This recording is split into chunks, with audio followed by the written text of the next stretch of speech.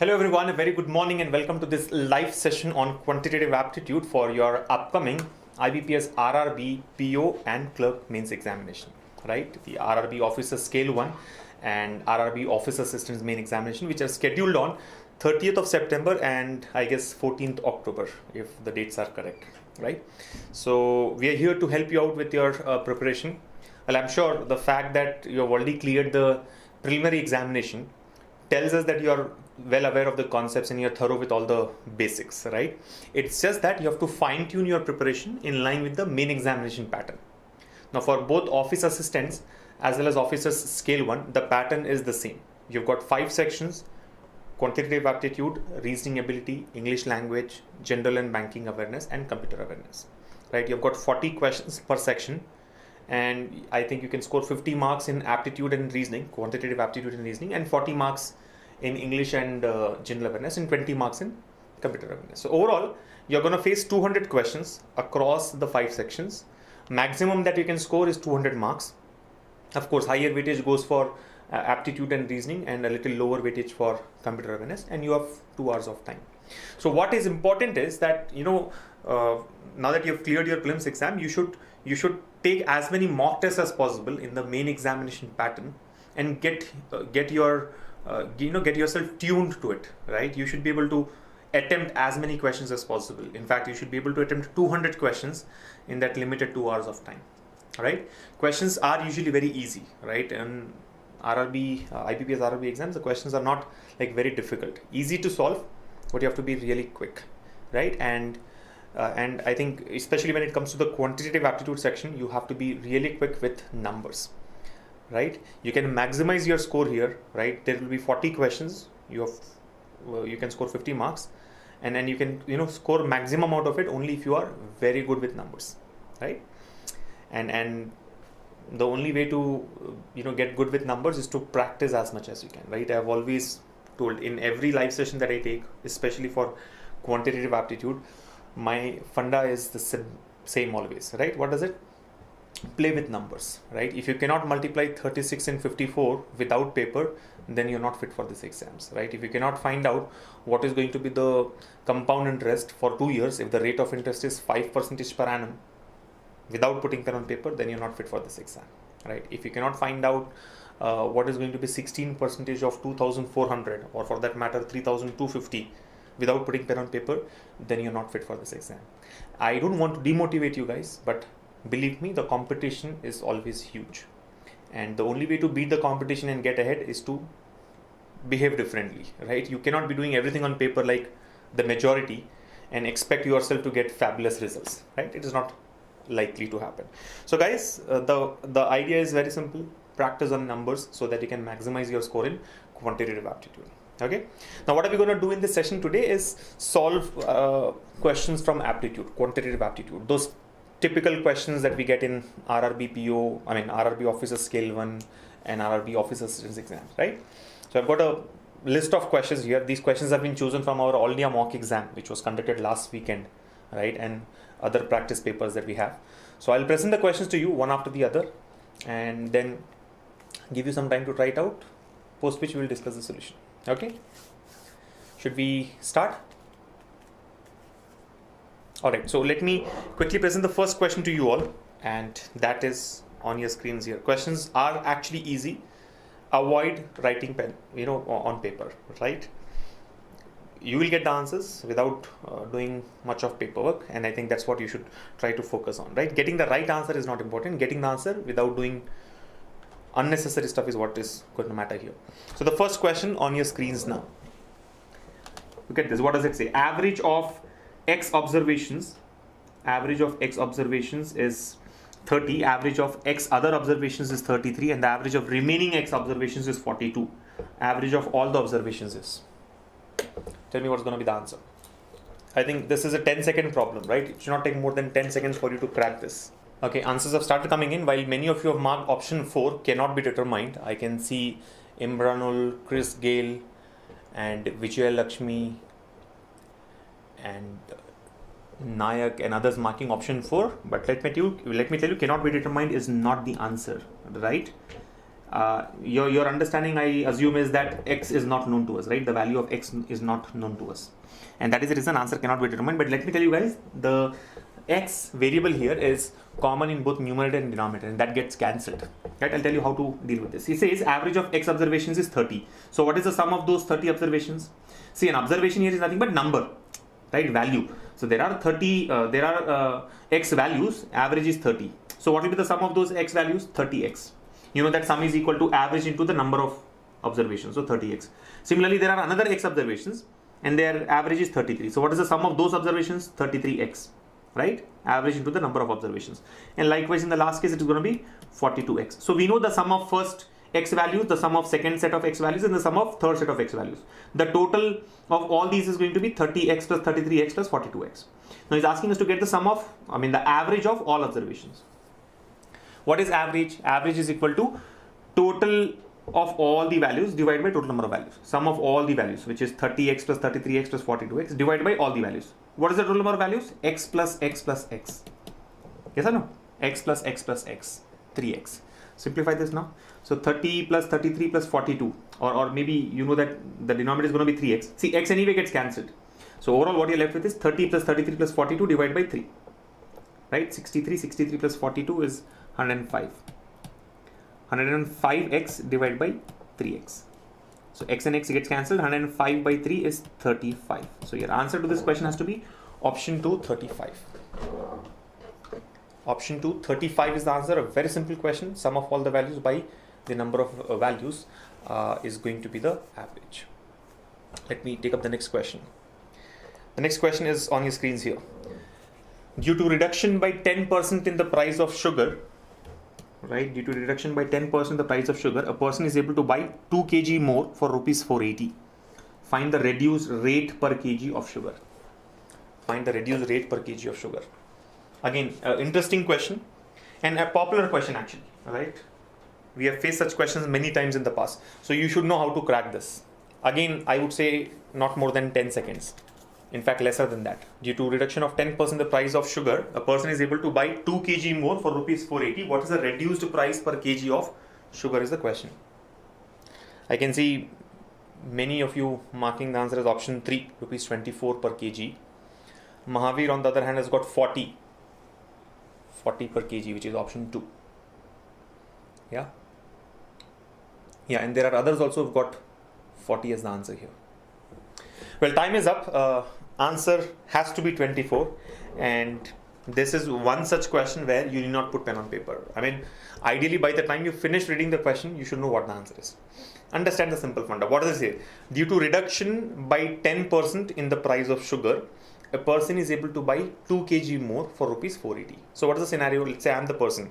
When I spend 480 rupees, I get some quantity of sugar, right? If I pay 480 rupees to the shopkeeper, to the vendor, I get some quantity of sugar. But when the price of sugar dropped by 10%, when there was a reduction of 10% in the price, I could buy 2 kg more for the same amount of rupees 480. So whatever I had spent earlier, if I spend again, I'll get 2 kg extra. Why will I get 2 kg extra? How will I get it? Because the price has dropped now. So I'm able to buy more, right? So what is the new price? What is the reduced price per kg is the question. What is the new price? Simple. Understand, ideally what should I do? If the price is reduced, I'll say, boss, give me my, I'll pay 10% less. I have to pay 10% less. 10% of what? 480 rupees. What is 10% of 480? 48 rupees. So ideally, I should be saving 48 rupees. Okay, when the price has dropped by 10%, I will save 10% of 480 rupees, which is 48 rupees. But instead of saving this 48 rupees, what did I tell the shopkeeper? Give me whatever sugar you can give for this price, for this amount. So for that 48 rupees, he gave me 2 kgs of sugar, which means the price of 2 kgs of sugar is rupees 48. So what is the price of 1 kg of sugar? What is the price per kg? 48 by 2, 24 rupees per kg. As simple as that. Remember, what you get here is the reduced price, right? 48 rupees for 2 kgs is the new price, the new calculation, right? Sometimes they may ask you to find out the original price, where one more step will be involved, right? But here it is the reduced price, the new price. So simply, I have saved 48 rupees, and for those 48 rupees, I could buy 2 kg more. Meaning the price of 2 kgs of sugar is 48 rupees now. So for 1 kg, it will be 24 rupees, and that's your answer. Option 3, without having to put pen on paper. Let's go to the next one. Option 3 is the answer, right? All those who have got 40 rupees per kg, some of you have also got 20 rupees per kg are incorrect. Okay, take the next one now. Here's the next question. Rishi spends 40% of his salary on house rent. On remaining 10% he spends on travel. On remaining 16 2/3% spends on food, and the remaining is saved.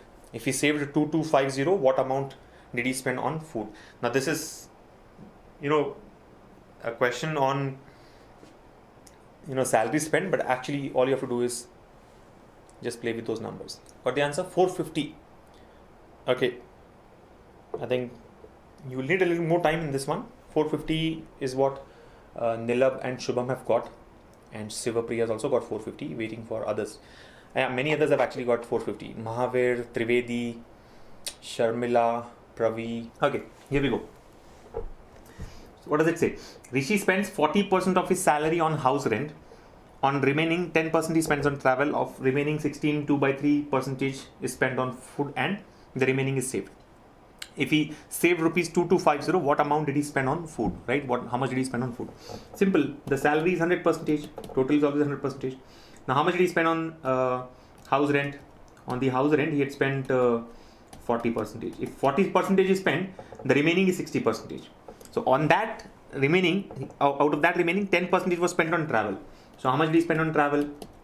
10%. 10% of what? 60%. You understand? If 40% is spent, remaining is 60%. Right? Out of 100, 40 is spent, remaining is 60%. Now from this 60%, 10% on travel. So 10% of 60% is what? 6%. Understand? Out of 60%, 6% has been spent. So what is remaining now? 54% is remaining. Whatever I'm putting in brackets here is the remaining amount, right? Next comes the spend on food. How much is that? 16 2/3. 16 2/3, 16.66%, right? So on food he has spent 16.66, which is 1/6. 16.66% in terms of fraction is 1/6. 1/6 of what? The remaining amount. Remaining is 54%. 1/6 of 54% is 9%. Right? So how much is remaining now? From 54, 9% is spent. Remaining is 45%. Right? And then he says whatever is left out, remaining is saved. So saving is how much? Saving is straight 45%. Right? You're getting it? So out of 100% that he had earned, he spent 40% on house rent. Remaining is 60. Out of that 60, 10%. 10% of 60 is 6% was spent on travel.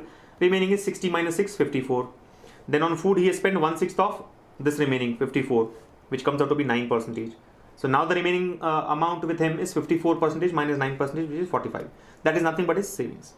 Now, if he saved 2250, meaning this 45% is equivalent to 2250. If he saved 2250, what amount did he spend on food? How much did he spend on food? This is equal to what? This is not the bracketed value, this value. You understand? So now simple calculation that you need to do is, if 45% of whatever the total salary is equivalent to 2250, 9% is equivalent to what? If 45% is 2250, 9% is equivalent to what? Cross multiply, you will get the answer as option 4, 450. Right? 45% is 2250, then 9%. By 5, divide by 5 actually. See, 45% by 5 will give you 9%. So 2250 by 5, 450. Option 4 would be the answer. Okay? Let's take up the next one. Here's the next question. Again, a very simple one. Cut down the number of steps that you put on paper. Should automatically get very easy. What does it say? The ages of two persons differ by 12 years. If 4 years ago the elder one be 3 times as old as the younger one, find the present ages in years. Now the best way to answer questions from ages, related to ages, would be to deal with options, right?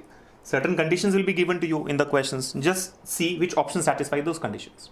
What is the first condition? The ages of two persons differ by 12 years, meaning the difference of the ages should be 12 years. He's asking us to find the present ages, right? Now check in which option is the difference 12 years. 12 and 24, difference is 12, satisfies. 10 and 22, the difference is 12, satisfies.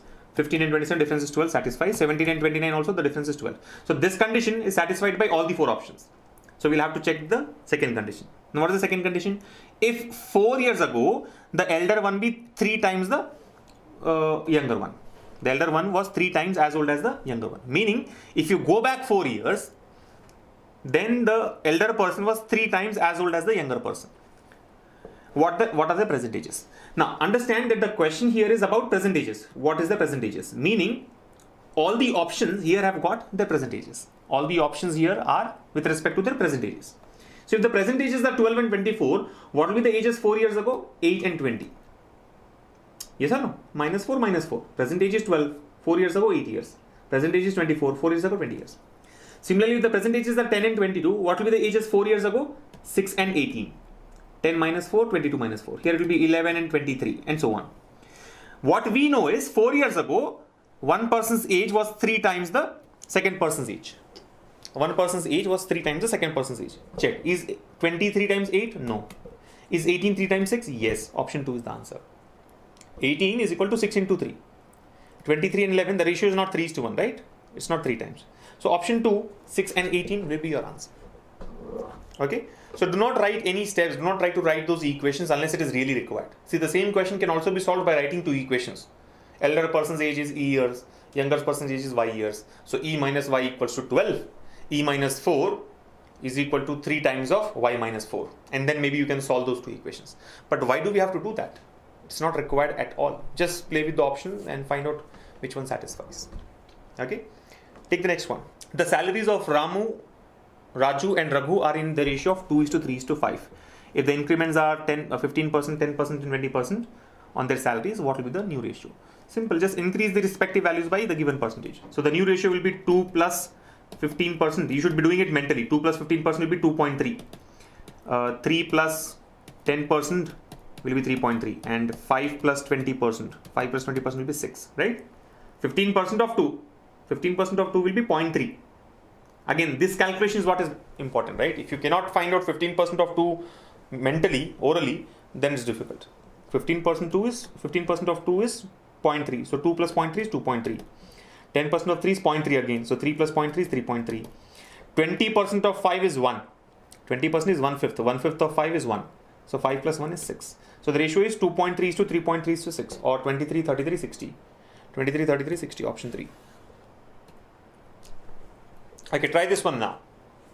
The question on simple and compound interest. The simple interest accrued on an amount of rupees 22,500 at the end of 4 years is rupees 10,800. What would be the compound interest on the same amount at the same rate at the end of 2 years? Now, you need to do a little bit of calculation here.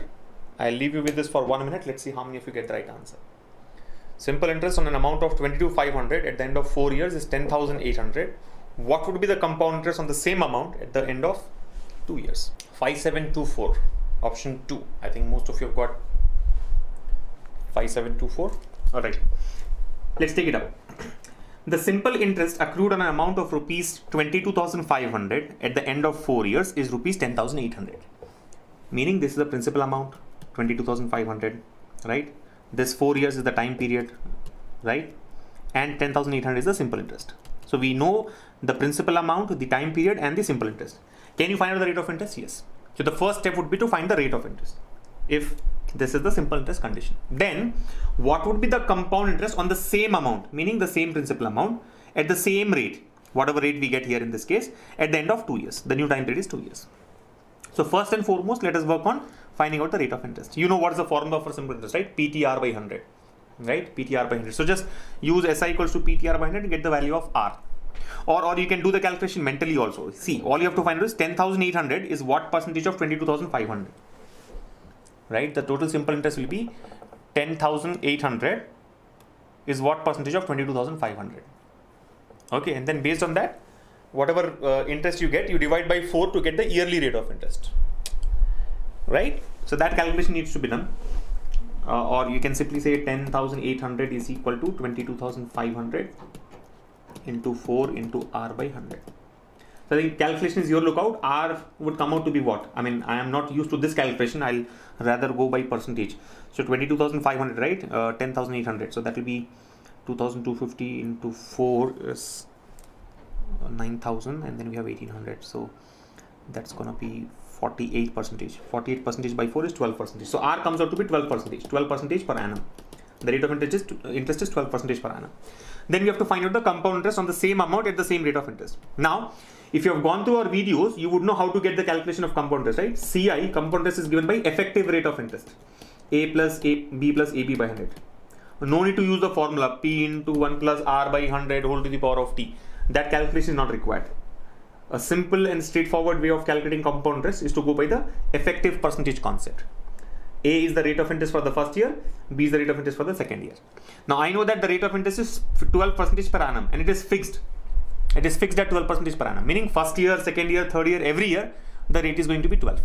So A is equal to 12 and B also is equal to 12. Now simplify, what happens? 12 plus 12 plus 12 into 12 by 100. Again, when you do the calculation, 12 plus 12 is 24. This will be 12 into 12, 144 by 100, 1.44. 24 plus 1.44 is 25.44. So I know that the compound interest is 25.44%. 25.44%. 25.44% of what? It is going to be 25.44% of the principal amount, 22,500. 25.44% of 22,500. And that calculation, see, 25% of 22,000 is approximately 5,500. 25, I mean, actually, exactly 5,500. 25% of 22,000 is 5,500. Answer should be more than 5,500, slightly more than 5,500. You know that option 1, option 3, option 4 are straight away eliminated. Either fifth option, none of this, or second option, 5724. If you are confident or if you want to take a chance by marking option 2, go ahead with that. Or else do the complete calculation. You will get the answer as 5724. Remember, there is a risk. If you are taking a chance, the risk is answer could be 5736 or maybe 5744. If it is 5744, then none of this will become correct, right? But based on the first 4 options, I think option 2 is the only choice that we have. Okay, calculation you can do 25.44% of 22,500. Right? I mean, elimination of options can be done in various other ways also. For example, if SI for 4 years is 10,800, then SI for 2 years will be how much? 5,400. It's obvious that the simple interest is 5,400. Compound interest for 2 years will be more than that, will be greater than 5,400. Now, it will not be so high that it becomes 16,000 or it becomes 28,000 or it becomes 8,586. It will be more than 5,400. Option 2 seems to be appropriate. Suppose the fifth option were also a numerical value instead of none of this, and if we can eliminate that, then you need not do this calculation as well, right? Based on the range of the answer, we can mark option 2 directly here. Okay? Based on the range of the answer, we know that it should be in the range of 5,400, something more than 5,400. Just go ahead with that. What would be challenging is if all the options are in the range of 5,700, 5,800 and so on. Suppose this option is given as 5,908. This option is, let's say, 5,624. This option is 5,586. Then it will be really challenging because we cannot eliminate the options directly. You'll have to do the calculation. In that case also, maybe you can do the calculation based on the difference. You know how to calculate the difference, right? Difference between SI and CI for 2 years. Do you know the formula? You know the formula, right? The calculation is this: P equals to D into 100 square by R square. Or D can be taken as, from this we can say the difference can be taken as P into R square by 100 square. So what you can do is, you have found the rate of interest 12, substitute 12 here in place of R, substitute 22,500 in place of P, and find out what is going to be the difference between SI and CI. Add that difference to the simple interest of 5,400. You will get the answer as 5724 directly. So there are multiple ways of solving the question. It all depends on what type of options are given to you, right? You have to be really precise or try to be doing a proper solution if the options are really close, right? But if the options are spaced out, like how it is given in this case, then you can always eliminate the wrong answers easily. Okay? But the idea of finding out compound interest using effective percentage is very, very important. It may not be useful in this particular question, but you should know that compound interest can be calculated using effective percentage, A plus B plus AB by 100, where A is the rate of interest for the first year and B is the rate of interest for the second year.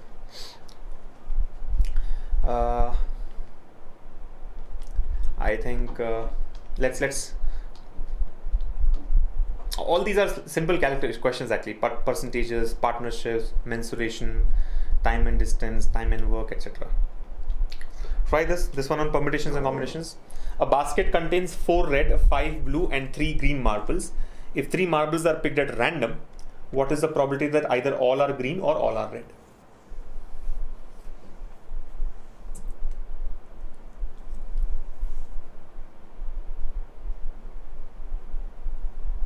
Vivek Devnath says, please explain the percentage concept. Vivek, I think you can sign up for our free coaching. There we have explained that concept very clearly. The percentage concept for simple and compound interest.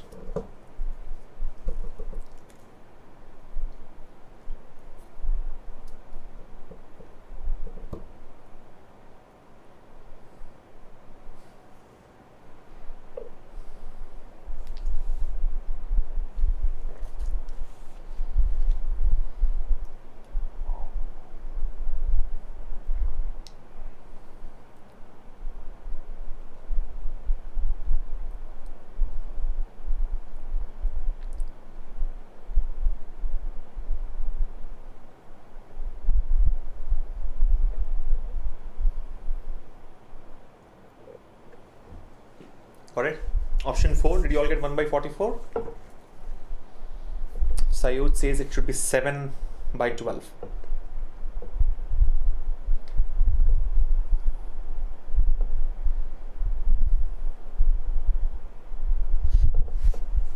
Alright, let's take this up. What does it say? A basket contains 4 red, 5 blue and 3 green marbles. If 3 are picked at random, what is the probability that either all are green or all are red? Or, the OR rule, right? This is the addition rule of probability. What does the addition rule of probability says? We have to find a probability of all green or all red. So according to the addition rule of probability, probability of all green or all red is equal to probability of all green plus probability of all red. Right? Now, what are you doing? You're choosing 3 marbles at random. Right? If you want all of them to be green, the only choice is you choose all these 3. So that can be done in 3C3 ways. There are 3 green marbles, you have to choose all 3 of them. So out of 3, choose 3. 3C3. Divide by, what's the total number of marbles? 4 plus 5, 9. 9 plus 3, 12, right? 4, 5, 9, 9 plus 3, 12. Out of 12, you choose 3. You understand? Probability of choosing all green marbles. You know that probability is number of desired ways divided by total number of ways. Number of desired output or number of ways in which you can get the desired output by total number of outputs. So the number of ways in which I can get the desired output is 3C3. Total number of outputs is 12C3. Right? Do the same thing for all red. Now in this case, what happens if you want all the marbles to be red? You have got 4 marbles here. You have to choose any 3 of these 4. Yes or no? We are choosing only 3 marbles at random. So I have to choose, my choice now is limited to 4 marbles. Out of these 4, I have to choose 3. That can be done in 4C3 ways. Divide by total number of choices, 12C3 again. All green or all red. So 3C3 by 12C3 plus 4C3 by 12C3. Or it can be further simplified as 3C3 plus 4C3. 3C3 plus 4C3 divided by 12C3. Now do the calculation. What is 3C3? 3C3 is 1, right? NCN is 1. There are 3 marbles. You have to choose all 3. It can be done in one way only, right? What is 4C3? 4. So 1 plus 4 upon 12C3. What is 12C3? 12 into 11 into 10 divided by 3 into 2 into 1. So this goes 2 times. So overall the answer will be 1 plus 4, 5 divided by 2 into 11, 22 into 10, 220. Which is 1 upon 44. 1 upon 44, option 4 will be the final answer. And please cut down the number of steps. For example, this step that we have put on paper here, all green or all red equals to probability of all green plus probability of all red, is not required. Right? In fact, you need not write this also on paper. Directly write 3C3 plus 4C3 by 12C3 and start simplifying from there. Simple. The more you put on paper, the more time it takes. So cut down the number of steps.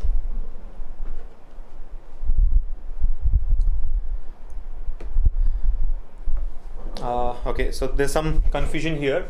Some of you have got a wrong answer by doing something here. Dhyane says, I did 3 by 12 plus 4 by 12, 7 by 12. I have done it in this way. Is it wrong? Chakrabarti says, I also did it in the same way. Where did I go wrong? Guys, you have to get your basics right. It is not 3 out of 12. It is 3C3 out of 12C3. You understand? If you are choosing only one marble, then you can take 3 by 12. Then also, ideally, it is 3C1 by 12C1, which comes out to be 3 by 12. Eventually, it comes out to be 3 by 12, right? So, Dhyanesh and others who are doing 3 by 12 plus 4 by 12 equals to 7 by 12, I think the question has been framed very intelligently, right? I mean, option 2, 7 by 12 is there for people like you, because you will mark it as 7 by 12. Yeah? It is not 3 upon 12. What is probability? Probability is the number of ways in which you get the desired output divided by the total number of ways. Now, what is the desired output? I want all the 3 marbles to be red. What is the number of red marbles that we have? 3. Out of these 3 red marbles, you have to choose 3 red marbles. You are saying that can be done in 3 ways. I am saying that can be done in 3C3 ways. What is 3C3? 1. What do you mean by one way? See, if there are 3 red marbles and I have to choose 3 of them, there is only one way. I have to choose all 3. The only way out is choose all 3. That's the way. Do I have any choice? No, I don't have any choice. So 3C3 is the right numerator. You cannot take it as 3. It is 3C3 divided by 12C3. What is the 12C3 here? There are total 12 marbles available. I have to choose 3 of them. That can be done in 12C3 ways. You getting it? Likewise, when you have to choose Okay, I think 3 was not the red, 3 was the number of green marbles. When you have 4 green marbles, then you choose 3 of them. There are 4 red marbles, you have to choose 3 of them. That can be done in 4C3 ways. Now 4C3 came out to be 4, right? What does that 4 indicate? See, this getting the numerical value is one thing, but you also have to understand the concept, right? 4C3 came out to be 4. 4C3 is 4, right? NC, n minus 1 is equal to n. So 4C3 is 4. What does that 4 mean? There were 4 red marbles. I have to choose any 3 of them. That can be done in 4 ways. So I can choose the first, second, third marble. I can choose the second, third, fourth marble, right? I can choose the third, fourth, first marble. And maybe I can choose the first, second, fourth marble. These are the only 4 ways possible, right? Or do it in a different way, right? I have to choose only 3. I have to leave any one. I can leave the first one, or I can leave the second one, or I can leave the third one, or I can leave the fourth one. I'll get the remaining 3. So there are 4 ways in which I can choose 3 marbles out of 4 marbles. So, I mean, this is the whole concept behind solving this one, right? So don't take it as 3 plus 4 by 12. It is not 3 plus 4 by 12. It is 3C3 plus 4C3 by 12C3. Okay, I think simply go watch the videos on probability and permutations and combinations. All your doubts will be clarified automatically.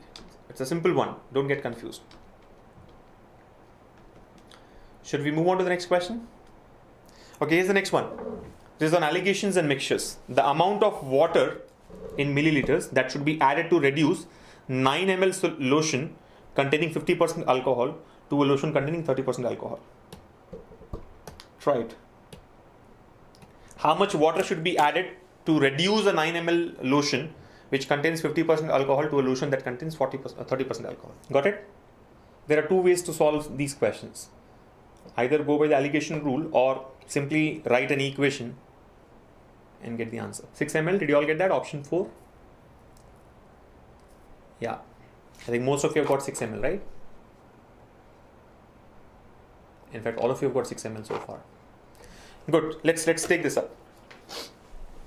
The amount of water in ml that should be added to reduce 9 ml lotion containing 50% alcohol to a lotion containing 30% alcohol. Now don't get confused by this word reduce here. Reduce only means you are reducing the concentration. See, there is a 9 ml lotion. The quantity of the lotion is 9 ml, which has 50% alcohol. You want that concentration of 50% to reduce to 30%. 50% alcohol concentration will become 30% alcohol. Right? The percentage of alcohol originally is 50%. It should become 30%. That's what this word reduce indicates. Right? We are not reducing the quantity. Don't get confused. We are not reducing the quantity 9 ml. We are only reducing the concentration. It was 50% alcohol earlier. After adding some water, it should become 30% alcohol. The simple way of solving this is, in one step, is this.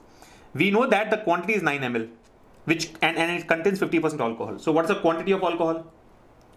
What's the quantity of alcohol? 50% of 9. How much is that? 4.5 ml. Yes or no? Meaning out of this 9 ml, 4.5 is alcohol and the other 4.5 is water. Right? Now, after adding water, the overall quantity of lotion will increase, the quantity of water will increase, but the quantity of alcohol remains the same. Understand? The concentration is reducing. The concentration will reduce from 50 to 30, but the quantity remains the same. The quantity remains the same. The quantity of alcohol is not changing, right? We are not removing alcohol or adding alcohol. We are only adding water. So quantity will remain same, meaning this 4.5 ml will remain 4.5 only. Even after the change, the quantity will remain 4.5. But then 4.5 will become 30%. 4.5 ml indicates 30% of the new quantity. This is the total quantity. See, this is the original quantity, right? Old quantity. 9 ml is the old quantity. 50% of the old quantity has now become 30% of the new quantity. So if 4.5 ml is 30%, what is this? It should come out to be 15 ml. When you solve this, what is Q1? Q1 comes out to be 4.5 divided by 30 into 100. It comes out to be 15. Meaning the new quantity is 15 ml. The original quantity was 9 ml lotion. Now the new quantity is 15 ml. How much water has been added? 9 ml has become 15 ml. Meaning different 6 ml water has been added. Yes or no? It is 9 ml original quantity plus 6 ml water. I mean, I am explaining so much, but this is a very simple one. You just have to, I mean, you can do it mentally in my view. 6 ml option 4 is the answer. 6 ml, option 4 is going to be the answer. What we are trying to do here is the quantity of alcohol remains the same. The concept that we have used here is quantity of alcohol, right? Quantity of alcohol remains constant. That is not changing, right? So 6 ml, option 4 will be the answer.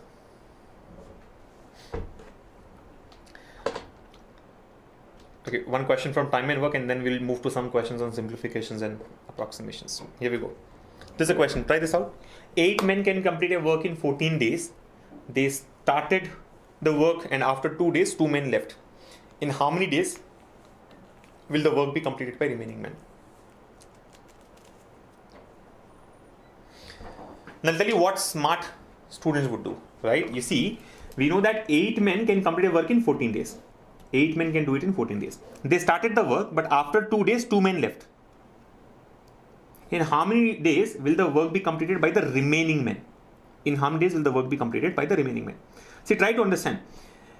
Out of this 14 days, they have already worked for 2 days. They started the work and they worked for 2 days. After 2 days, 2 men left. So it's obvious that if 2 men have left, see, I'm splitting 14 days into 2 parts. First 2 days and last 12 days, right? Suppose there is no change in the number of men. If these 2 men don't leave, what happens? First 2 days of work is over. After that, 12 days are required because total requirement is 14 days. After the first 2 days are over, 12 more days are required if there is no change in the workforce. But here the change is there in the workforce. After 2 days, 2 men leave. If number of men leave, the time required will be more. If 2 men have left the group, you need more time to finish the work. So answer should be more than 12. For the remaining men, it will take more than 12 days. Because now their strength is reduced, right? If the strength is reduced, time required will be more. So answer should be more than 12. Answer has to be more than 12, which means option 1, option 2 and option 4 are wrong. It should either be 16 days or fifth option, none of this. Now, unfortunately here, because fifth option is none of this, you'll have to do the calculation to find out what exactly is the answer. It can be 16, it can be 14, it can be 20, 15, whatever it is, right? We don't know. But suppose fifth option is also a numerical value. And if you know that that also does not satisfy the range. Again, this is about range, right? I know that the answer should be more than 12. I know that the correct answer should be more than 12 because if there is no change in the workforce, then it will be 12 days. Here the workforce is reduced, 2 men have left. So it will take more than 12 days. Only one option satisfies, excluding fifth option, none of this. Yeah. So this thinking is important. This divergent thinking is important where you can eliminate the options just by looking at the question and understanding the data there. If you can do that, your job becomes really easy. Let's say you have to answer 5 questions in the last 2 minutes, right? Last 2 or 3 minutes. Instead of solving every question, see, if you start solving every question, then it may take longer. But if you eliminate the options this way and just take a risk of marking option 3 16 days, or likewise if you proceed, there are higher chances that you'll score more than solving every question. Yeah. Again, I don't suggest that you do it for every question asked in the exam there, but when you are facing the time crunch or you want to quickly move to the next section without wasting too much of your time here, maybe you can take a chance here and there. Yeah. But if all the options are greater than 12 in the exam, then you can't do anything. Then you'll have to actually solve it. Now solve this question, how do you do? Actual solution will be done in how exactly will you do the actual solution? Simple. You write the work equation.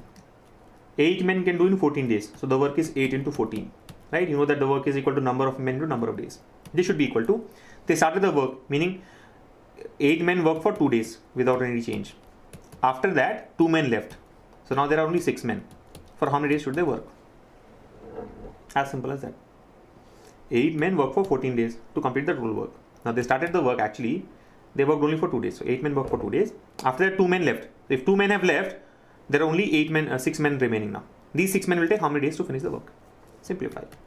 So 8 into 14 minus 8 into 2, that will be 8 into 12 divided by 6 equal to what?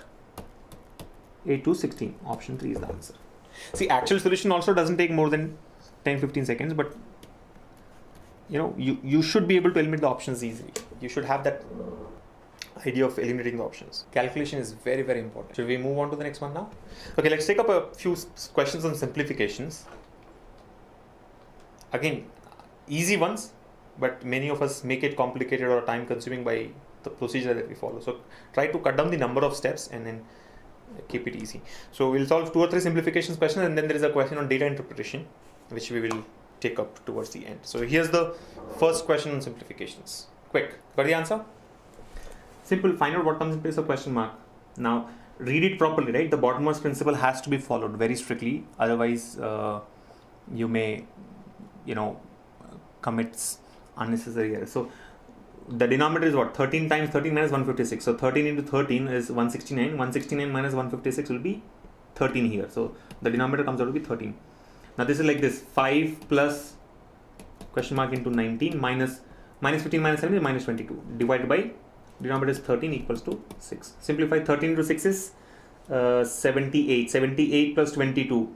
78 plus 22 is 100. 100 minus 5 is 95. 95 by 19 will be 5. Option 3 is the answer. Right? Do not put pen on paper. Again, simple addition and subtraction. I mean, we all wish that such questions are asked in the real exam also, but they have asked such questions in the actual exams as well. Now what you have to do is, I think, simple. Try to go by the range. I'm sure options can be eliminated. Yeah. I mean, do you think the answer will be in the range of 28,000 or 26,000? Just verify that. See, it's like this, right? Do a rough calculation very quickly. 36,000 plus 12,000 is 48,000. 48,000 minus 44,000 is 4,000. 4,000 plus 21,000 is 25,000. So yeah, it will be around 25,000 or so. So 1,14,485, 1,14,045 are all incorrect. Okay. Now quickly solve. You want to verify the unit place? 5 plus 3 is 8. 8 plus 5 is 13. 13 minus 2 is 11. So yeah, unit place is going to be 1. So now do the calculation. See, there are a number of ways of doing it. I mean, either you can do digit by digit calculation, or you can add 10,000s and then thousands and then hundreds, then tens and then ones, right? Either ways you'll get the answer there. Okay. What do you mean by digit calculation? See, always do it from right to left, meaning from units place to tens place to hundreds place and so on. Digit by digit calculation, right? Don't add 3 plus 1 plus 2 minus 4. It will be an incorrect solution, right? I mean, it may lead to an incorrect solution. Add the unit places first. So 5 plus 3, 8. 8 plus 5, 13. 13 minus 2 is 11. So 1 comes, the answer ends with 1. And there is a carry forward of 1. We got 11, right? There is a carry forward of 1. Let me tell you something before I proceed. There will be some of you who try to do this in the exam. 3, 6, 8, 5, 6. 1, 2, 4, 7, 3. 2, 1, 0, 4, 5. You may or may not accept here, but I'm sure there are many who follow this in the exam. Minus 4, 4, 1, 0, 2. If this is what you're going to do in the exam to get the answer, you better don't go for the exam, because I'm sure you will not be able to beat the competition. If this is what you're going to do, please forget about being in the top category, which will get a call for the next round. Right? This is a useless method. I mean, not a useless method, the correct procedure, but we need not rewrite everything and waste our time, right? What are we, see, the idea is simple. Even if you write like this, what are you going to do? You're going to add 5 plus 3 plus 5 minus 2. I'm doing the same thing, 5 plus 3 plus 5 minus 2. So keep it simple and smart, right? Instead of writing it again and doing the same calculation, do it directly digit by digit. So I'll write 1 here and 1 carries forward, right? That's what we have done. We got 11, 1 writing in, we are taking 1 in the answer and moving 1 forward. Then 1 plus 6 is 7. 7 plus 7, 14. 14 plus 4, 18. 18 minus 0 is 18. So 18 the answer, and now again 1 gets carried forward. So it should end with 81. Both the options satisfy so far. Then hundreds place. 1 plus 8 is 9. 9 plus 4 is 13. 13 plus 0 is 13. And 13 minus 1 is 12. So 2 in the answer, and now 1 gets carried forward. So it should end with 2, 8, 1. Option 2 is also eliminated. Now, since fifth option is none of this, we'll have to proceed and do the complete calculation. But if fifth option also can be eliminated somehow, if it's a numerical value, then option 3 is the answer. Go for the thousands place calculation. 1 plus 6, 7 plus 2, 8 plus 1, 9 minus 4. 9 minus 4, 7 plus 2, okay, sorry, 7 plus 2, 9. 9 plus 1, 10. 10 minus 4 is 8. Sorry, I'm so sorry. 10 minus 4 is 6. And then the last calculation. 3 plus 1, 4. 4 plus 2. Or 4 minus 4 is 0, and then 2. 26 to 81 will be the answer. Option 3.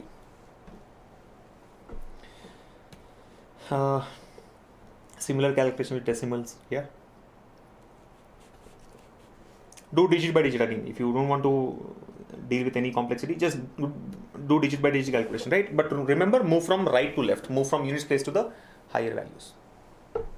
So 6 and 6 and 6. Remember, when you're adding, when you're dealing with decimal values, right? Decimal numbers, right? Make sure that the number of digits after decimal are all balanced. Here we have 6, 6, 6, 6, 6, 6. Here it's an integer, right? So write it as 0, 0, 0.00 and then 6, 6. So that you don't end up committing an error, right? It is not 6, it is 6.00.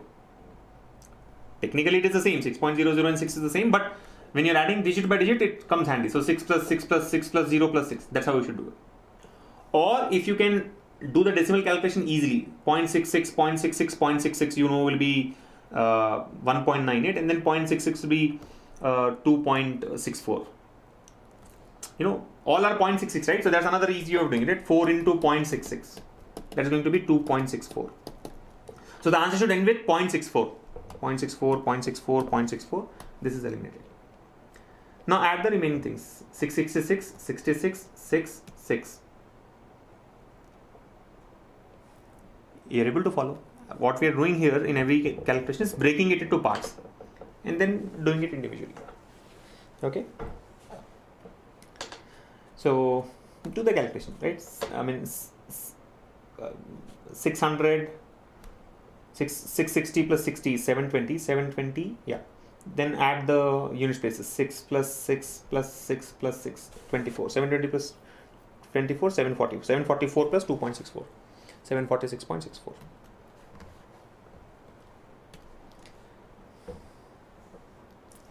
What do? Mixed fractions here, simplify them. 12 3 by 5 minus 5 2 by 5 divided by 5 3 by 70. We have discussed in our videos, right? When you have additions and subtractions involved in mixed fractions, it's easier to do the integer calculation first. I mean, integer calculation separately and fraction based calculation separately. So 12 minus 5 is 7, and 3 by 5 minus 2 by 5 is 1 by 5. So the numerator will be 7 1 by 5. You're getting it? 12 minus 5, 7. 3 by 5 minus 2 by 5 is 1 by 5. Divided by 5 3 by 70. Now, of course, you'll have to, now since this is divisions or multiplications, you have to convert it to an improper fraction and then simplify. So this will become what? 7 1 by 5 is 36 by 5 into, say this is 570s is 350, 350 plus 3, 353. 353 by 70. When you take it to the denominator, it becomes 70 by 353. Yeah.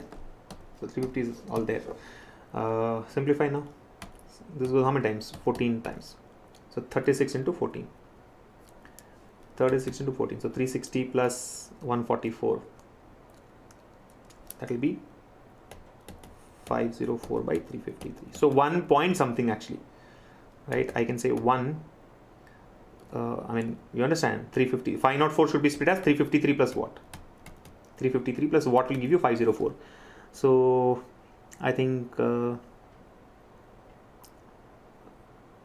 yeah, 151, right? 151. So 350 by 353 is 1, and 151 by 353. Option 3 has to be the answer. You getting it? Trust me, guys. I know these questions look silly when we solve, but think of what you actually do in the exam, right? What we do here and what we do in the exam usually turns out to be different, because there we don't want to take a chance and we end up writing all these steps on paper. That's what I want you all to practice on, right? There is no other shortcut. There is no better way of scoring more in quantitative aptitude other than improving your numerical skills. If you can play with numbers, whether it's additions or subtractions or multiplications or for that matter division, you will automatically see an improvement in your score, right? And I think the most useful idea is split and merge. Any type of calculation, whether it involves addition, subtraction, multiplication, division, it's all about split and merge, right? Try to split the number in a way that your calculation becomes easy. Like for example, 504 by 353. Try to break 504 in terms of 353 plus something, right? Or even when you're doing a, like let's say a full division, right? Like 1422 divided by 36.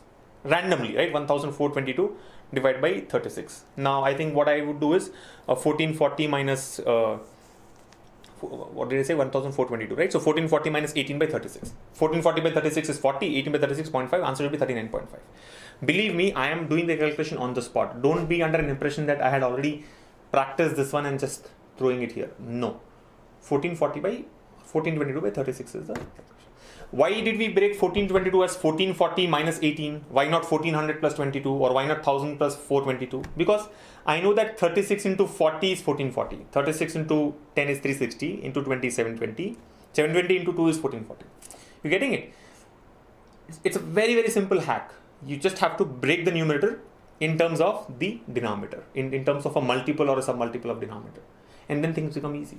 The same 1422, if you break as 1400 plus 22, you may not be getting the answer. Yeah.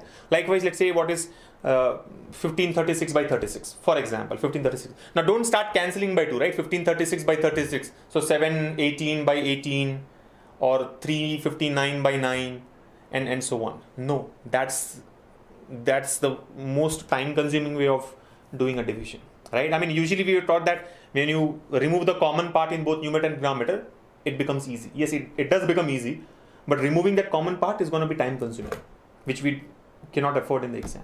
So what do? Take it as it is and break it. I forgot the calculation. What did I say? 1536 by 36, right? 1536 by 36. Now how do you want to break 1536 is the question. Taking it as 1500 plus 36 is not going to help. Because what is 1500 by 36? We do not know. 36 by 36 is 1, but what is 1500 by 36 is not easy. A major part of that should be a multiple of 36. So 360, 720, did I take 36 again? Yeah. So 1440. So again you say 1440 plus 96. 1440 plus 96. 1536 for me is 1440 plus 96. Because 1440 by 36 is 40. 96 by 36. Now I cannot simplify 96 by 36. I mean, it will give you a non-integer value, right? 96 by 36. Yeah. 2 point something. 2 point something. I think 2.66 to be precise, because 108 by 36 is 3. 108 minus 12 is 96. And 12 by 36 is 0.33. So 3 minus 0.33 will give you 2.66. So 42.66 is the answer. 42.66 is the answer. Yeah.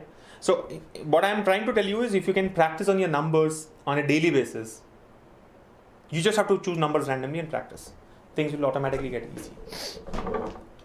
Yeah. So let's deal with some data interpretation before we close the session.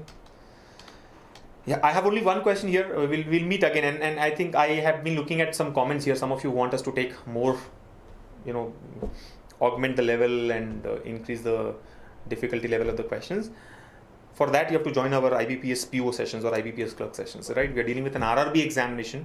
I know it's a main exam, but still, the type of questions that are asked are usually in line with what we are solving here, right? And even if the question is, I mean, the difficulty level, of course, can be taken up. We can deal with more and more difficult questions, but irrespective of the difficulty level, the shortcut is the same. You should be quick in calculations. Yeah. So practice on that more importantly. I'm sure you'll be able to answer difficult ones also, if time is not a constraint. Okay, so one question on data interpretation, I think it's a simple table which talks about percentage of marks of 7 students in 5 different subjects. So I'll present the data first, try to observe it for 15-20 seconds, and then we will look at the individual questions. Here's the data. Now look at this. Percentage of marks obtained by 7 students in each section in a competitive exam question paper. So 7 students here, P, Z, T, N, M, A, S. Subjects are English, quants, reasoning, computers and economics. And maximum marks are given. You see, subject and maximum marks. What is given in the brackets here is the maximum marks. Maximum that you can score in each of the subjects. So English is 30 marks, quant is for 50 marks, reasoning is for 40 marks, computers for 20 marks, and economics is for 60 marks. And what is given here? What are all these numbers? These are percentage of marks. Be careful, percentage of marks. How much did P score in English? It's not 70. He scored 70%. 70% of what? 30, which is 21. Easy calculation, right? How much did, let's say, M score in reasoning? M scored 70%. If in reasoning, 70% of what? 40, which is 28. How much did, let's say, T score in quant? T scored 95% of 50. Right? 95% of 50. So we may have to deal with converting these percentages to the absolute marks. right? Converting percentage of marks into the actual marks. That may be required from question to question. So now some of you will have this question in mind. In such cases, should I always convert the marks first? Should I get the actual marks first? No, because doing that would take what, good 2-3 minutes of your time. There are 7 times 5, 35 calculations that you need to do. Even if each calculation takes 5 seconds, 35 times 5, 175 seconds. Meaning you'll have to spend close to 3 minutes in just doing those calculations. And all of those may not be required. So if the question is actually requiring us to, convert these 2 marks, we will do it. Otherwise, we'll not. Okay. So don't have such weird ideas in your mind that you'll first convert percentage of marks to actual marks. That's not the best way to approach a DI based question. Now look at this. Now I'm sure your numerical skills are going to be very, very useful in solving such questions.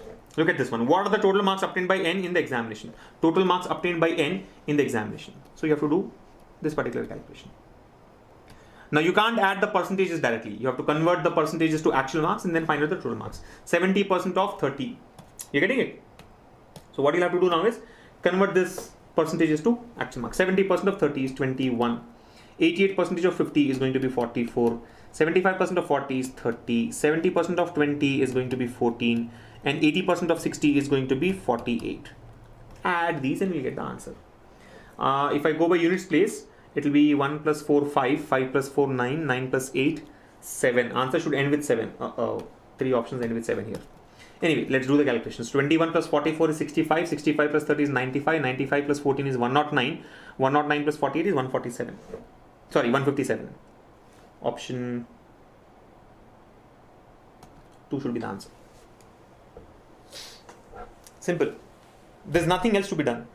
It's not a lengthy question. This one should take about 20 or 25 seconds maximum. 25 seconds also is on a higher side. Get the actual marks and then add up. Yeah. Or maybe you can add intelligently by, I have added 21 to 44 directly, but if you want to keep it easier, add 21 to 14 because that gives you 35. So numbers ending in 5, numbers ending in 0 are easier to add. So 21 plus 14 is 35. 35 plus 30 is 65. 65 plus 44 will be 109. 109 plus 48, 157. Anyway, go to the next one. What is the overall percentage of T? Overall percentage of T. Again, you can't play with percentages directly. Overall percentage of T meaning what? Total marks, total score by total maximum marks into 100. That's the calculation you need to do. And there is no way out. There is no shortcut. You have to find out his total score first. Divide by total maximum marks and then multiply by 100. You cannot use these percentages directly in getting the percentage of T, overall percentage of T. No approximation can be done. You have to do the calculation properly. Now, if you leave it because of too many calculations here, then I think you are not really doing the best in the exam. Because calculations, individual calculations are going to be easy. Total score, find out the actual values first. Add them up, you'll get the total score. Add these values, you'll get the total marks. And then convert to percentage. Yeah, so let me do that quickly. 80% of 30, 24, right? 95% of 50 will be 50 minus 2.5, 47.5, right? 85% of 40 will be 40 minus 6, 34, right? 60% of 20 will be 12. 55% of 60 will be 33. All these are calculations that you can also do mentally in the same amount of time, or maybe even lesser if you practice more. So total score by total maximum marks into 100. So total score. Now don't write 24 plus 47.5 plus 34 plus 12 plus 33 divided by 30 plus 50 plus 40 plus 20 plus 60 because that's a waste of time. Instead, add it directly. So 33 plus 12 is 45. 45 plus 34 is 79. 79 plus 24 will be 103. 103 plus 47.5 will be 150.5. Do it again if you want to check, right? I'll add 47.5 towards the end, right? 24 plus 34 is 58. 58 plus 12 is 70. 70 plus 33 is 103. 103 plus 47.5 is 150.5 divided by total maximum marks. What are the total maximum marks? 30 plus 50, 80. 80 plus 40, 120. 120 plus 20, 140. 140 plus 60, 180 into 100. Yes or no? 80, 120, 140, 80, 120, 140 and 60 is 200. I'm so sorry. Yeah, yes or no? 80 plus 40, 120, 120 plus 20 is 140, 140 plus 60 is 200. Yeah. Now approximately 75, because I mean forget about 0.5 for some time. It is approximately 150 by 200. 150 by 200 is 3 by 4.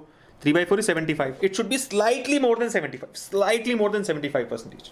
So option 1 is ruled out. Option 3 is ruled out. Option 4 is also ruled out. Again, we are struck because fifth option is none of this. But option 2 looks like correct. So do the complete calculation to find out. Right? 150. So now again I told you, right? Split and merge. Always take it like split and merge. 150.5 is 150 plus 0.5. So 150 by 200 is 75%. All you have to find out is what is 0.5 by 200. See, 50 by 200 is 25%. 5 by 200 will be 2.5%. 0.5 by 200 will be 0.25%. Don't take it as 0.5. Take it as 50. If it is 50, instead of 0.5, it is 50. 50 by 200 is 25%. So 0.5. 25% by 100. 0.25.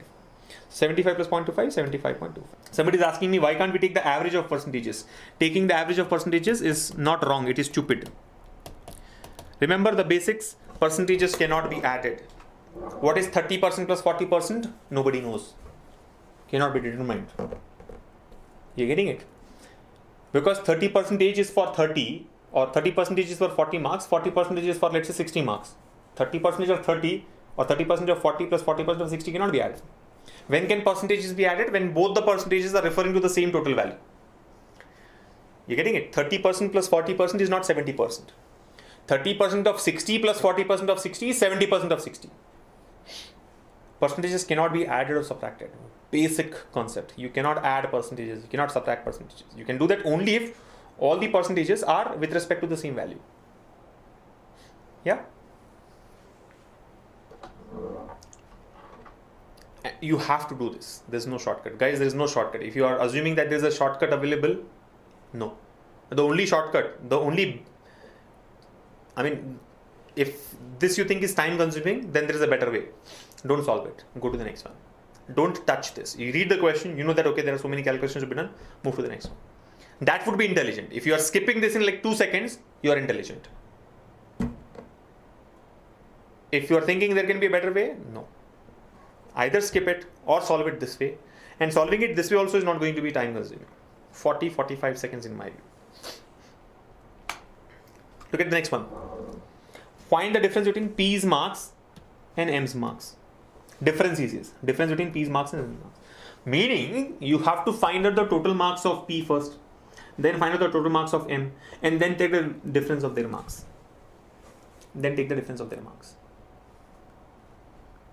You getting it? How do you find the total marks of P? Find out the marks of P first in all the subjects. Then find the marks of M first, M in all the subjects. Then take the total of P, total of M, and subtract to get the difference. Or there is a smarter way. What is the smarter way? I'll tell you. P has got 70%, M has got 80%. P minus M. Let's take P minus M. See, difference, you should either take P minus M always or M minus P. You may get negative or positive, it doesn't matter. Let's go for P minus M. Or maybe M minus P if you think it's going to give you positive. 80 minus 70, 85 minus 75, 70 minus 60, 65. Yeah, so maybe M minus P so that you get a positive value. Yeah, directly. M minus P. Let's calculate what is M minus P. Right?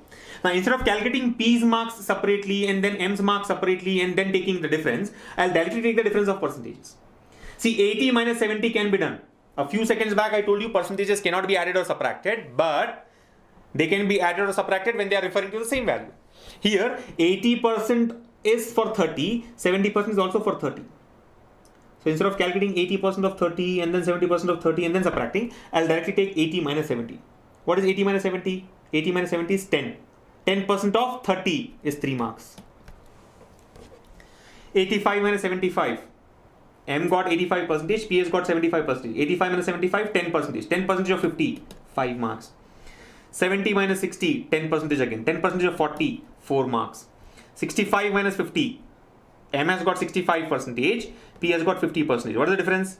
15%. 15% of 20, 3 marks. M has got 70%, P has got 65%. What is the difference? 5%. 5% of 60 is 3 marks. These are the differences in all the subjects. Now add all these differences to get the total difference. 3 plus 5, 8, plus 4, 12, plus 6, 18. 18 should be the answer, option 1. 3 plus 5, 8, plus 4, 12, plus 3, 15, plus 3, 18. Now this saves your time. Why? We did not do individual calculations. While the actual question means find the total of P, total of M, and then take the difference. We're taking the differences per subject and then adding up all the differences to get the total difference. Remember, move in one direction. Either take M minus P always or P minus M always. Right? Usually where we go wrong or where a common mistake is committed is you don't follow the direction. Always take M minus P or P minus M. Even if P minus M is giving negative values, don't worry. It's the difference. Sign does not matter. At the end, you'll get a negative answer, which means, like, let's, for example, if you get minus 24. So difference is 24. And P has scored less than M. That's why it's minus 24. Okay? Randomly don't take P minus M and M minus P as you wish. So 18 should be the answer, option 1. Look at the next one. What are the average marks scored by them? Them means all these guys. What are the average marks scored by them in English section? Now, in this particular case, we have to find out the average of English. How do you get the average marks of 7 students? Find out the marks of each of the students and then take the average. Now, that's the regular way of doing it. But instead, if you can find out the average percentage,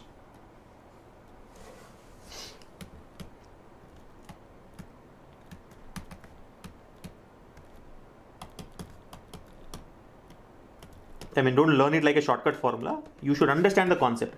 Instead of finding out average marks, I'll take the average percentage and multiply by maximum marks to get the average marks. Now, for taking average percentage, you have to add up the percentages. Yes. Can we add the percentages in this case? Yes, because all the percentages refer to the same 30 value.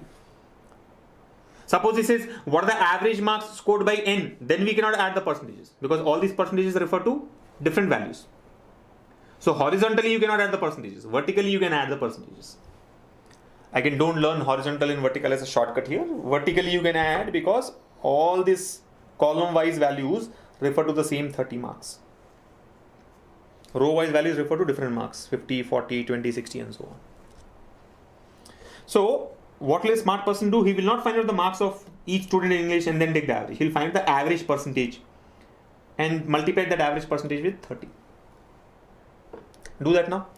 So average percentage 70 plus 75 plus 80 plus 70 plus 80 plus 50 plus 60 divided by 7. Do it. If you want to keep it simple, add 75 later or add 5 later. The moment 5 comes into picture, right? See, everything else is ending in 0 except the 75. So what I'll do is I'll split 75 as 70 plus 5. Again, split and merge. 75 is not 75, it is 70 plus 5. So I'll add all these zeros first and then eventually I'll add 5. So 70 plus 70, 140 plus 80, 220 plus 70, 290 plus 80, 370 plus 50, 420 plus 60, 480 plus 5, 485. You getting it? 70, 70, 140 plus 80, 220 plus 70, 290 plus 80, 370 plus 50, 420 plus 60, 480. 480 plus 5, 485. 485 percentage is the total percentage. Divided by 7 to get the average percentage because there are 7 students. Now what is 485 by 7? I'll take it as 490 minus 7. 490 minus 5. Why am I taking 485 as 490 minus 5? Because 490 by 7 is 70 percentage. Exactly 70 percentage. Minus 5 by 7. So this is approximately 70 percentage. I mean, if I have to do an approximate calculation against a 70 percentage. 70 percentage of what? 30. 70% of 30 is 21. Answer should be somewhere close to 21 and slightly less than 21. See, it's actually slightly less than 70 percentage. 490 minus 5, right? Slightly less than 70 percentage. Can 21 be the answer? No. Can the answer be more than 21? No. It should be less than 21. Slightly less than 21. And it will be around 20.62. Or if you don't want to take a chance, do the complete calculation. If you are confused, if you don't want to take a risk, do the complete calculation.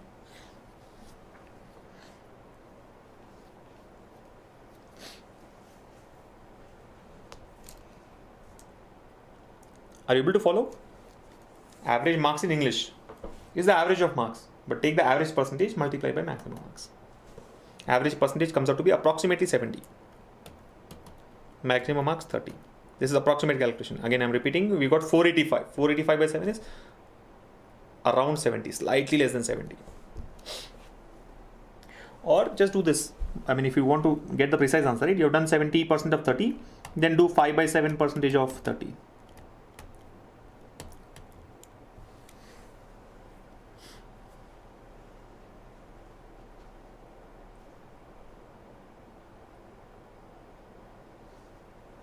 I mean 5 by 7 of 30 instead. Right. 5 by 7, yeah, 5 by 7 percentage. Don't get confused. 150 by 7. 150 by 7 is how much? 21 point something divided by 100. 0.2. Something around that, you will get the answer. Okay. Next question. How many students have got 70% or more marks in the examination? You know what's the best way to solve this? Skip. I'll tell you why. How many students have got 70% or more marks in the examination? For us to be able to solve this, we should find out the percentage of marks for all the students. And then see how many of them have got 70% or more. How do you get the percentage of marks for all the students? There is no shortcut. You actually have to find out the total marks scored by P divided by the maximum marks of all the subjects into 100 and check that percentage. You're getting it? Like, how did we find out? We have found the overall percentage of T, right? You remember this calculation that we did? We have found the overall percentage of T. Likewise, overall percentage of all the students have to be calculated. What did we get the overall percentage of T? We got the overall percentage of T as 75.25. Right? T was 75.25. Overall percentage of T 75.25. Likewise, you have to calculate the overall percentage for all the candidates. 1, 2, 3, 4, 5, 6, 7. One is already done. And then check how many of them have got more than 70. How many of them have got more than 70? Okay? To get the final answer. One shortcut that can be there is if a student has got more than 70% in all the subjects, then he can be considered directly. Like for example, T. See, it does not mean that if anybody has scored less than 70% in any of the subjects, will not be counted. Like for example, T, while he has scored only 60% and 55% in computers and economics, overall his score is 75.25%. So if anybody has got less than 70% in any subject, cannot be neglected, cannot be ruled out. But if somebody has got more than 70 in all the subjects, then he can be considered directly. So T is anyway in. T has got more than 70. We know that, we have done the calculation. Who can be taken up directly? N can be taken up directly because N got 70, 88, 75, 70 and 80. He's got 70 or more than 70. He says 70% or more marks, right? 70 or more than 70. So N has got 70 or more than 70 in all the subjects. So overall his percentage will definitely be more than 70. Can M be considered? We don't know because in one subject he has got less than 70. So we are not sure. But given that the subject's weightage is only 20 marks, I am sure M also will come into picture. But we cannot say that definitely, right? Similarly, A you can't say. He's got 50%, 60%, 50%. S also you can't say because 30%, 60%, 60%. Right? Z again you cannot say. He's got 75, 70, 80, 70 and 70. But with respect to this, the value may change. Similarly for P you can't say anything. So you have to calculate the percentage of P. You have to calculate the percentage of Z. You have to calculate the percentage of MAS, like how we have done for P. And then do the calculation. So I am not ready to do that. That is the reason I will skip it. I will definitely skip this question in the exam. Not because I don't know how to solve it, but because I know that this is going to be a time-consuming process. It will take at least 2 minutes for us to evaluate the entire thing. And I don't want to spend 2 minutes to score 1 mark. So one important point to be noted here is out of the 5 questions that are asked in data interpretation, 1 or 2 may be really time consuming. A lot of calculations may be involved. I'll skip those. Just skip those questions. Solve the other 3. Nobody is asking you to get 5 on 5 in DI, right? The objective is to score maximum possible in that limited time. You know what's the biggest trap in which we get caught always. You think just because I know how to solve it, I should solve it. That's where you lose your marks. I mean, you don't lose your marks, you lose your time. Many of you feel like, okay, I know how to solve it. Let me do that. And you think, okay, I'll do it in 2 minutes. But that's stupid. Spending 2 minutes to get 1 mark is stupid. Instead, solve the first 3 questions. Each took 10 seconds, 15 seconds, 30 seconds, right? In 2 minutes, you can get 3 marks if you solve the easier ones. So your choice of questions is very, very important. Your choice of questions is very, very important. You cannot, if you have to choose your questions wisely. If you're not wise in picking up your questions, you lose your time. Yeah, like Nilab says, lalach, no? Like they say, lalach puri bala hai. Lalach is what traps you. You feel like, okay, 1 mark mil jayega, yaar, try kar leta hu. But you're losing 2 minutes there.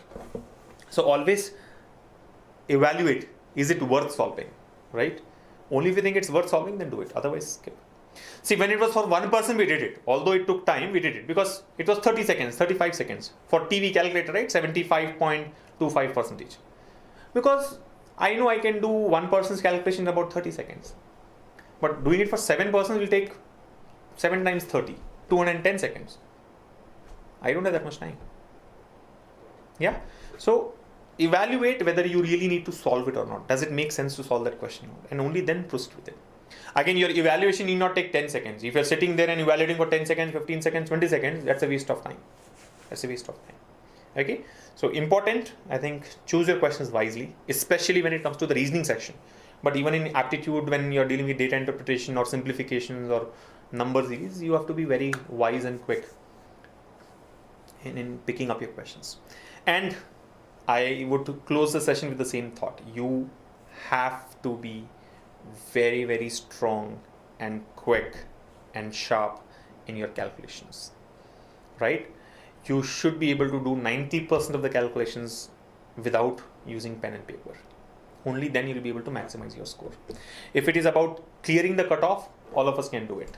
Cutoff will be 7, 8, 9, 10 marks. We can score. But that's not the objective, right? Your target is to maximize your score. That can happen when you play with it smartly. Okay, so I think focus on your numerical skills when it comes to aptitude, when it comes to the quantitative aptitude section. Okay, that's all from my side. We will meet again tomorrow with the reasoning ability section of the IBPS RRB PO and Clerks exam. Same time, 11 a.m. So do join us. Right, you can also invite your friends to join us in the session and keep practicing. Until then, just practice. The more you practice, the easier it gets. Okay. By the way, we will have this series of live classes all the next 4 days. the next 3 days as well. Tomorrow will be reasoning ability. Day after tomorrow, on Thursday, we will have on Thursday we'll have the general awareness and economy paper, and on Friday we'll have the English language paper. Okay. So do join us in all the sessions and keep practicing. The more you practice, the easier it gets. That's all from my end. Thank you once again. Keep practicing and take very good care of yourselves. Bye.